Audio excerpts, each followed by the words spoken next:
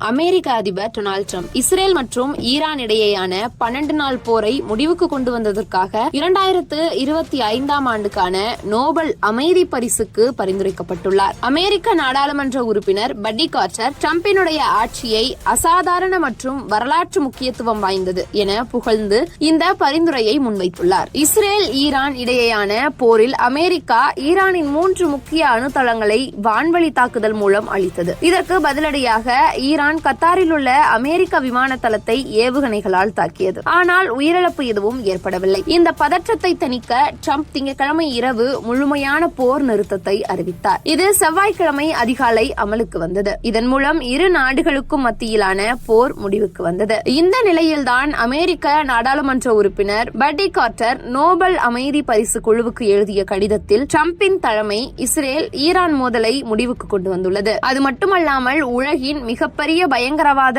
ஆதரவு நாடு என கருதப்படும் ஈரான் அணு ஆயுதங்களை பெறுவதை தடுத்துள்ளது என்று குறிப்பிட்டிருந்தார். இந்த கடிதம் 2025 ஆண்டு நோபல் அமைதி பரிசுக்கு பரிந்துரைக்கப்பட்ட 338 வேட்பாளர்களில் ட்ரம்பை ஒரு முக்கிய வேட்பாளராக முன்னிறுத்தியுள்ளது என்று தெரிவிக்கின்றனர். இதற்கு முன்பு ட்ரம்ப் 2024 ஆண்டில் தேர்தலில் வெற்றி பெற்றது மூலம் உலகளாவிய தாக்கம் ஏற்படுத்திய காரணத்திற்காக அமெரிக்க நாடாளுமன்ற உறுப்பினர் டாரல் இசா ட்ரம்பை நோபல் பரிசுக்கு பரிந்துரைத்தார் என்பது குறிப்பிடத்தக்கது.